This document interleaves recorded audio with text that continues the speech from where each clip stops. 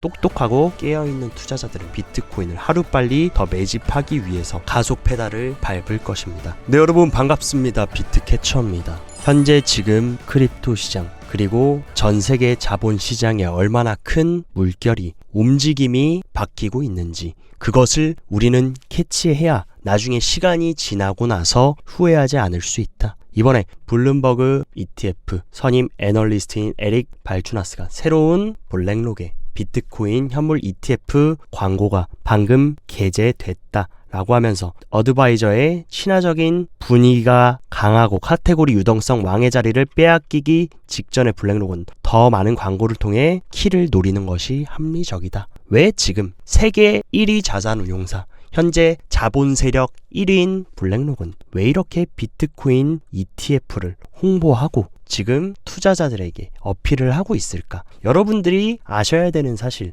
이 블랙록이 어떻게 보면 1100개가 넘는 ETF를 운영합니다. 근데 어떻습니까? 1100개 투자 펀드와 10조 달러의 가장 큰 자본을 운용하는 운용사가 왜 비트코인 현물 ETF를 계속 홍보하고 밀어줄까? 왜냐하면 결국에 얘네도 수수료 장사를 해야 됩니다. 결국 블랙록도 ETF를 팔아서 돈을 벌어야 되는데 비트코인 ETF 아이비트는 불과 한 달 만에 99위로 첫 페이지에 올랐다. 이례적인 ETF 흥행 기록을 세우고 있고 벌써 블랙록의 아이시어스 아이비트는 첫 페이지에 등장했다. 블랙록 입장에서 비트코인을 밀어야겠습니까? 죽여야겠습니까? 그리고 많은 분들이 이제 비트코인 과열이고 대세 하락 올 거고 10K 간다 15K 간다. 그것은 여러분들이 잘못 알고 있는 겁니다. 전 세계 자본 세력 최상단 포식자 레리 핑크가 이번에 블랙록 공식 홈페이지에 투자자들에게 보내는 서신이라는 레터를 보냈는데 여기서도 이런 중요한 발언을 해줬습니다. 비트코인에 대한 언론의 집착을 넘어서 디지털 자산 분야에 매우 흥미로운 발전이 일어나고 있으며 현재 지금 인도, 브라질, 아프리카 일부 지역 등 많은 신흥 시장에서 우리는 디지털 결제의 극적인 발전을 목격하고 있고 비용 절감하고 금융 포용성을 향상시키겠다라고 하면서 마지막에 뭡니까? 이런 식으로 로렌스 디 핑크, 레리 핑크가 투자자들에게 이러한 서한을 보냈다. 중요한 거 2024년의 내러티브에 대해서 디지털 자산을 정확하게 언급했고 지금 블랙록 트위터만 들어가 보셔도 지금 이 전통 금융의 왕이었던 블랙록이 비트코인 퀴즈를 내고 있습니다. 비트코인에 대해 얼마나 알고 계십니까? 전통적인 금융과 디지털 자산 생태계가 비트코인에 대한 주류 접근, 이 단어가 중요합니다. 주류 접근을 가능하게 하기 위해서 어떻게 진화했냐 하면서 이 영상을 보시면 이런 식으로 블랙록이 비트코인에 대한 퀴즈를 내고 있다. 이게 얼마나 지금 고무적인 상황입니까? 그리고 지금 미국의 분위기는 완전히 180도 달라지고 있다. 미국의 세계주에서 블록체인 기본법을 추가로 도입했고 여러분들 아시겠지만 미국은 주마다 법안이 조금씩 다릅니다. 근데 오하이오, 미시시피, 사우스캐롤라이나 이런 주들이 개인 CBDC에 대해서 비트코인을 보유하고 거래할 수 있는 권리를 보호하겠다라고 하면서 이런 식으로 정식 기본법을 추가했다. 이런 내러티브들은 이제 이 세계의 주뿐만이 아니라 점점 더 확대될 것이고 미국 전역으로 확대될 것이고 지금 소수의 자산이었던 소수의 깨어있는 사람들만 투자했던 비트코인이 점점 더 주류 자산으로 들어오면서 모든 사람들이 포트에 비트코인을 넣는 현상 머지않아 빠른 시일 내에 올 것이라고 생각합니다. 그리고 얼마나 비트코인 현물 ETF가 뜨겁고 많은 사람들이 관심을 가지고 있는지 아마 많은 운용사 및 기관들이 이번에 깨달았을 겁니다. 그렇기 때문에 조만간 몇 달 내에 더 많은 자산 운용사들이 비트코인 현물 ETF를 출시할 것이고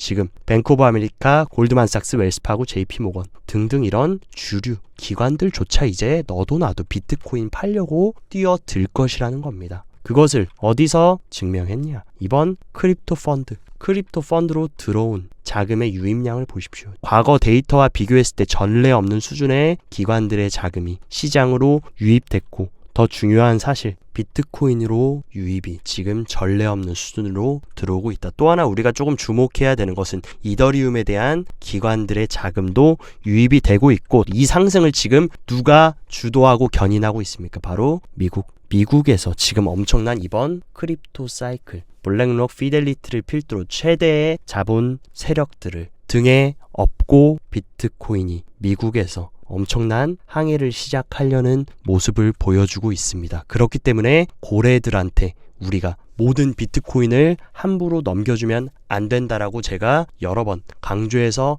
말씀드렸고, 얼마나 지금 미국 기관들의 비트코인 관심이 뜨겁냐면 비트코인 현물 ETF 거래량이 지금 중앙화 거래소 수준의 40%를 기록했다. 비트코인 현물 ETF가 지금 출시된 지 이제 한 달 남짓 됐습니다. 근데 벌써 중앙화 거래소, 쉽게 얘기하면 뭐 바이낸스나 코인베이스, OKX, 업비트 등등 이런 거래소들의 거래량 수준의 40%를 벌써 월가의 기관들의 ETF 거래량이 지금 따라잡았다. 조만간 이 중앙화 거래소의 거래량을 뛰어넘는 것은 제가 봤을 때 시간 문제고, 지금 트레이딩 볼륨 CEX와 ETF를 보면 이 보라색의 CEX 현물 거래량은 날이 갈수록 줄어들고 있는 반면 이런 식으로 기관들 ETF의 거래량이 잠식을 해가는 모습, 그리고 더 중요한 내러티브, 금펀드의 순유출은 계속되는데 디지털 금이라고 불리는 비트코인 현물로 지금 이 금을 투자했던 부자들과 금융 엘리트들의 돈들이 지금 어디로 들어오고 있습니까? 디지털 골드로 불렸던 비트코인 현물 ETF로 들어오고 있다. 이런 내러티브들은 시간이 갈수록 더욱더 가속화될 것이고, 금보다 비트코인이 훨씬 더 가지고 있는 가치 저장 수단으로서의 장점이 많기 때문에 점점 더 똑똑하고 깨어있는 투자자들은 비트코인을 하루빨리 더 매집하기 위해서 가속 페달을 밟을 것입니다. 그리고 현재 지금 미국뿐만이 아니라 영국 재무부 경제장관까지 6개월 내에 새로운 가상자산 관련 법안 발표할 것이며, 영국도 전 세계 금융 중심지, 금융의 근본이었던 그런 나라인 만큼 이 비트코인과 블록체인이 얼마나 중요한 혁신 자산인지 깨닫고 빠르게 채택하고 추진하려는 모습입니다. 그리고 답답했던 국내 정부도 지금 이제 움직이고 있다. 민주당까지 가상화폐 공제 한도를 5천만 원으로 상향하겠다 라고 하면서 어제 나온 뉴스가 뭐였습니까? 국민의힘이 현물 ETF 허용 지금 고려하고 있다 라고 했는데, 지금 여당 야당 할 것 없이 가상자산 과세 완화부터 현물 ETF 허용까지 드디어 한국도 이제 조금씩 변화하고 이 크립토라는 거스를 수 없는 이 가상자산 물결을 수용하려는 모습입니다. 우리 정부가 꼭 알아야 되는 게 스캠코인, 싸구려 김치코인 이런 잡코인들이 아니라 진짜 중요한 위기에 국민들을 지켜줄 수 있는, 그리고 지금 이런 식으로 미국이 돈만 찍어내면 해결하려는 이 부채 위기 속에서 우리를 구원해 줄 수 있는, 구출해 줄 수 있는 그 자산인 비트코인을 하루빨리 국민들이 깨달을 수 있게 해주고, 우리가 비트코인을 왜 보유해야 되는지, 왜 투자해야 되는지 이 부분에 대한 명확한 이해가 필요한 시점입니다. 이런 모습들은 우리 국내 정부도 미국이나 중국, 일본은 이미 그런 것들을 준비를 다 해오고 있다. 우리도 더 이상 뒤처지지 않도록 조금 더 빠르고 혁신 자산에 집중할 수 있는 모습을 앞으로도 보여줬으면 좋겠고, 그리고 현재 전 세계 1위 자산운용사 블랙록뿐만이 아니라 세계 최대의 부자인 테슬라의 머스크 형님까지 아크인베스트먼트의 캐시우드 누님이 비트코인 현물 ETF에 대해서 발언을 해주고 언급하고 있는 것을 리트윗을 해주면서 알게 모르게 일론 머스크도 이 블록체인 시장과 비트코인 시장이 성장하는 것을 뒤에서 지원 사격을 하고 있다. 그리고 머스크는 지금 올해 무엇을 준비하고 있습니까? 트위터 결제 도입, 트위터를 최고의 슈퍼앱, 금융앱으로 만들기 위한 준비들을 하고 있고, 이런 식으로 시장이 성장하고 많은 사람들이 크립토에 친화적으로 움직인다라고 하면은 머스크도 뒤에서 씩 웃으면서 X 내 트위터 내에 크립토 결제 서비스를 추진하는 것을 더욱더 가속 페달을 밟아줄 수 있습니다. 그리고 또 굉장히 고무적인 소식, 에드워드 스노든이 비트코인은 화폐가 만들어진 이래 가장 중요한 화폐 발전이다, 이런 발언을 해줬는데, 이 에드워드 스노든이 어떤 사람인지 아셔야 됩니다. 이 에드워드 스노든은 가장 중요한 미국의 국가안전보장국의 요원이자 미국의 중앙정보국 요원이었던 사람입니다. 미국 정부의 가장 기밀 정보를 알고 있고 그 부분을 담당했던 요원이자 이 사람은 실제로 영화까지 출연하면서 굉장히 미국 안보의 중요한 인물인데 이 사람이 비트코인이 가장 중요한 화폐 발전이라고 얘기했다. 그만큼 얼마나 이 비트코인이란 자산이 보안이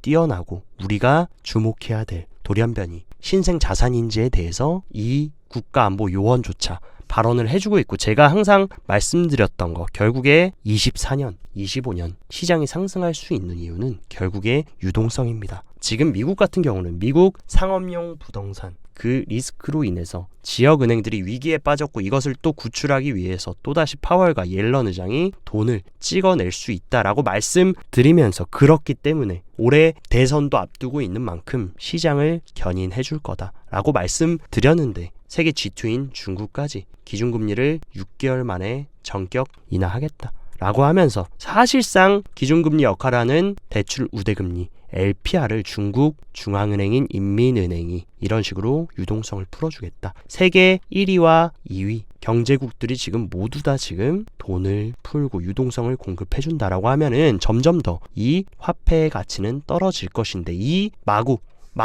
뿌리는 돈들을 무엇으로 바꿔놔야겠습니까? 당연히 너무나 잘 알고 있다. 그렇기 때문에 홍콩에서는 이미 중국의 부자들은 눈치챈 겁니다. 비트코인 선물 ETF가 지금 거래량이 사상 최고치를 기록했다. 그리고 또 중요한 사실, 홍콩은 중국을 뒤에 세워놓고 이제 미국을 따라서 현물 ETF까지 출시된다. 이번에 미국이 비트코인 현물 ETF를 출시한 이후에 얼마나 큰 비트코인에 대한 관심과 파급력이 있었는지 구독자님들도 느끼셨을 겁니다. 근데 이제 그 다음 타자 중국까지 홍콩을 앞세워가지고 현물 ETF를 출시한다라고 하면 중국의 엄청난 자본들이 얼마나 또 시장에 들어오겠습니까? 그리고 중국의 부자들은 대부분 홍콩에 계좌를 터서 이쪽에 자본을 이동시켜 놓는데 그런 중국의 진정한 찐 부자들이 이 현물 ETF로 들어오고 중국의 기관들까지 들어온다라고 하면 얼마나 더 큰 수요가 만들어지겠습니까? 아마 정답은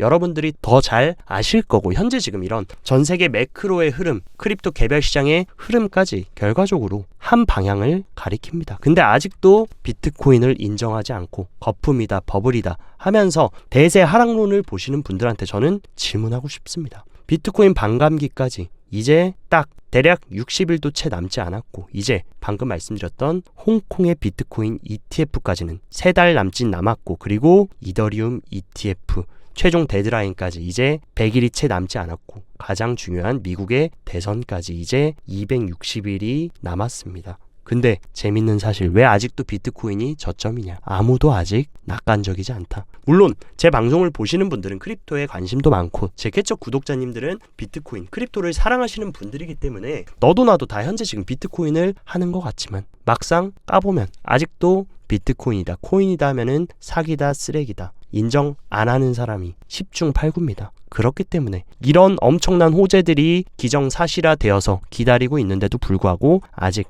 낙관적이지 않다라는 거, 얼마나 많은 기회들이 아직도 우리에게 숨어 있는지 그 부분을 알 수 있는 부분이고 제가 최근 계속해서 텔레그램 방부터 유튜브에서도 AI에 우리가 주목해야 된다라고 말씀드렸는데 헤이즈가 이제는 또 AI, 인공지능 언급을 하면서 또다시 지금 헤이즈는 밀고 있는 게 뭡니까? 파일코인을 밀면서 파일코인이 움직이고 있다. 최근 파일코인도 어쨌든 간에 AI 섹터에서 제가 가장 중요한 거 뭐라고 말씀드렸습니까? 스토리지, 바로 저장소. 이 데이터를 저장하는 기술이 굉장히 중요한데 어쨌든 파일코인은 저장소, 이 스토리지에 굉장히 독보적인 기술을 갖고 있는 블록체인임은 틀림없다. 하지만 저는 개인적으로 어쨌든 스토리지 섹터에는 파일코인이 나쁘다는 건 아닙니다. 하지만 파일코인보다 충분히 우리가 기회비용을 더 살리고 조금 더 우리가 포텐셜을 기대해 볼 수 있는 그런 코인들이 있기 때문에 그런 것들에 조금 집중하면 좋을 것 같다라고 말씀드린 것이고 지금 헤이즈조차도 지금 AI, 파일코인까지 지금 리뷰를 하면서 언급해준 만큼 우리가 향후 AI 내러티브에도 계속해서 긴장을 늦추지 말고 집중해 나가야 될 섹터라는 거 한 번 더 강조 드리도록 하겠습니다. 그리고 이제 정말 얼마 남지 않은 가장 큰 이벤트 반감기까지 정말 얼마 남지 않았다. 그러면 과거에 반감기 이후에 시장이 어떤 패턴으로 움직였는지를 한번 체크해 보면 2012년 첫 번째 반감기 이후에 고점까지 무려 11,000%의 상승을 보였고, 두 번째 반감기에는 2,800%, 그리고 세 번째 가장 최근 2020년 반감기에는 무려 700%가 넘는 상승을 했다. 그렇다라고 하면 우리가 정말 보수적으로 잡아서 지난 반감기의 절반 정도만 상승한다라고 해도 무려 300%. 현재 비트코인이 이제 50K입니다. 50K에서 300%면 최소 150K. 우리가 정말 보수적으로 잡아서 지난 반감기의 절반만 상승한다라고 해도 지금 가격은 어떻게 보면 여러분들이 많이 올랐다고 생각하고 너무 비싸다라고 느끼실 수 있지만 아직도 저는 기회가 충분히 있다. 그래서 아직도 많은 구독자님들이 계속 살 걸 하다가 아무것도 못했습니다. 캐쳐님 지금이라도 살까요? 라고 물어보실 게 아니라 여러분들이 너무 타이밍을 재시기보다는 제가 항상 말씀드렸던 어쨌든 반감기 이후 1년이 가장 큰 상승을 보여줄 것이라고, 이번에도 지난 반감기와 다를 것 없이 흘러갈 것이라고 저는 보는데, 그렇다라고 하면 최소 2배에서 3배 정도 이번 상승 사이클에 먹을 수 있다라고 하면 지금부터라도 너무 단기적인 흐름을 보시고 들어가시기보다는 꾸준히 수량에 초점을 맞춰서 모아가기에는 아직도 늦지 않았다라고 생각하고, 많은 분들이 캐쳐님 너무 늦은 거 아닌가요? 비트코인 너무 비싸다, 너무 많이 올라서 움직이지 못하겠다 하시면 비트코인 사이클 마스터를 보십시오. 언제나 최고점, 상승기의 최고점에는 이 비트코인 사이클 마스터가 빨간색 오버밸류를 찍고 나서 그 다음 이제 새로운 사이클이 끝나고 하락이 시작됐다. 근데 우리의 위치는 어딥니까? 이제 해봐야 이 보라색 선, 이 보라색 선은 페어마켓 밸류입니다. 그러니까 이제야 만약에 상승장이 본격적으로 시작했다라는 가정하에 절반밖에 안 온 겁니다. 진짜 우리가 팔고 나와야 될 때는 이 사이클 마스터 오버밸류까지 비트코인이 상승했을 때, 그때부터 우리는 조금씩 바닥에서 샀던 것을 이제 새로운 투자자들, 새로운 코인러들, 뉴비들한테 넘겨줄 생각을 해야지. 아직 벌써 여러분들이 힘들게 모아왔던 비트코인을 쉽게 기관들 입속에, 고래들 입속에 넘겨주기에는 너무 이르다는 말씀 한 번 더 드리도록 하겠습니다. 마지막으로 지금 이 비트코인의 패권을 삼키면서 모두 흡수하려는 블랙록에게 캐쳐 구독자님들만큼은 여러분의 비트코인 함부로 넘겨주지 마셔라. 얘네들 고래밥으로 맛있게 입속에 넣어주지 않고 항상 제가 강조드리는 저의 유행어 배 힘 딱 주고 계속해서 킵 고잉에서 구축해 나가기만 하시면 된다라는 거 다시 한번 명심하시기 바랍니다. 오늘 영상도 시청 진심으로 감사드리고, 영상 도움되셨다 하시면 좋아요, 구독 눌러주시고, 더 자세한 투자 전략 궁금하다 하시면 영상 하단 고정 댓글에 제가 운영하는 텔레그램 정보방 링크 열어놨으니까 이쪽으로 입장하셔서 정보 참고하시고 앞으로도 성공적인 투자 이어나가시길 바랍니다. 오늘도 여기까지 비트캐쳐였습니다. 감사합니다.